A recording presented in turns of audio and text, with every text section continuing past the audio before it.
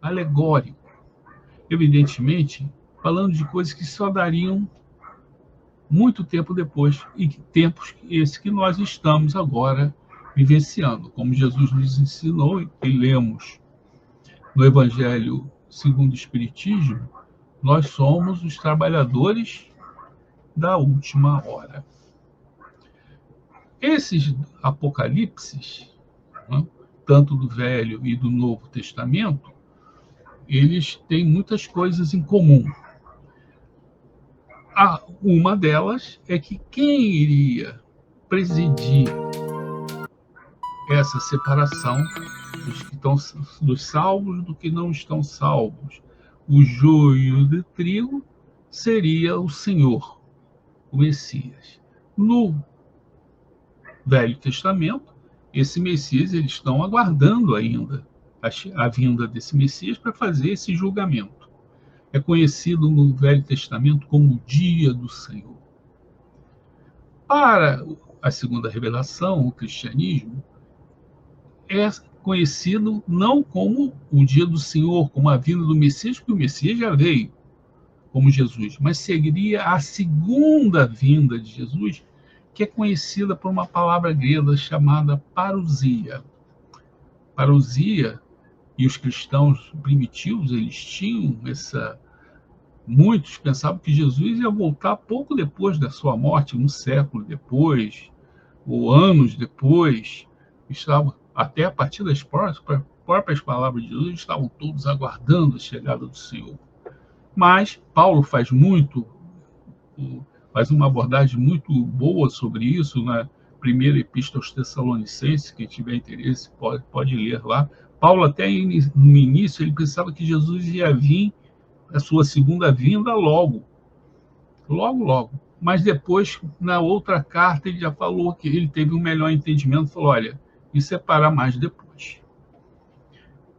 Então, repare, tanto quanto no Velho como no Novo, tem a vinda do Senhor, como que demarcando o início desse processo de separação do joio e do trigo.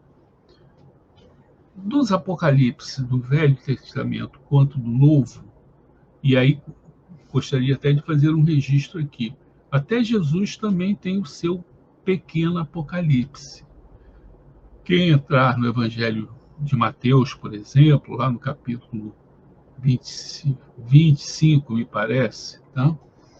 Vai ver que na terça-feira da semana da Páscoa, que ele seria crucificado na sexta, na terça-feira, ao final da tarde, Jesus estava no Monte das Oliveiras e começou a falar desses momentos de separação do que está salvo do que não está.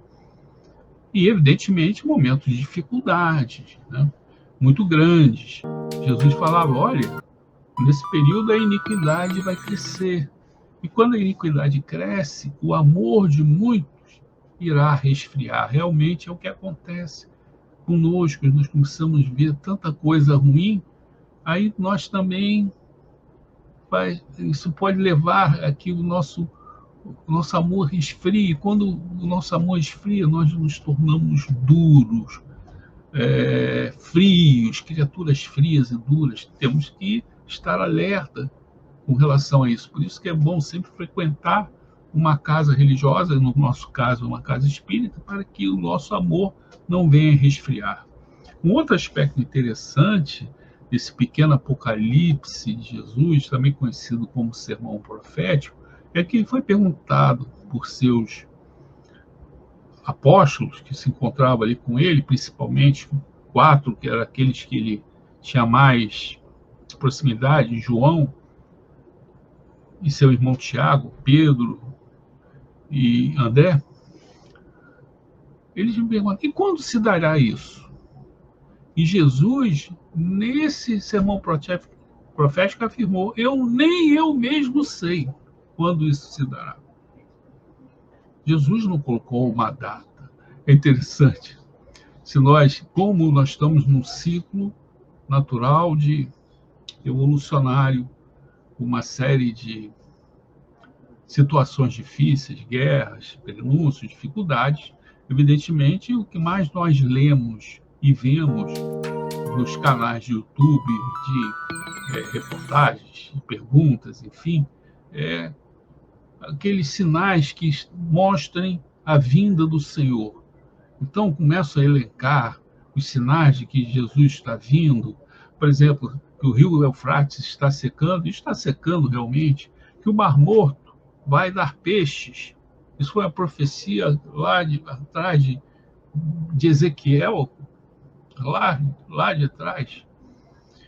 São profecias antigas. E o pior, irmãos, o Mar Morto, uma das suas partes está ficando com uma água doce, porque como o Mar Morto, o seu nível tem diminuído ao longo do tempo, ele é muito salgado, o peso do mar diminuiu e permitiu que são milhares de, como se fossem crateras, estão surgindo no fundo, num canto do Mar Morto, transformando aquela água numa água boa, clara, com peixe.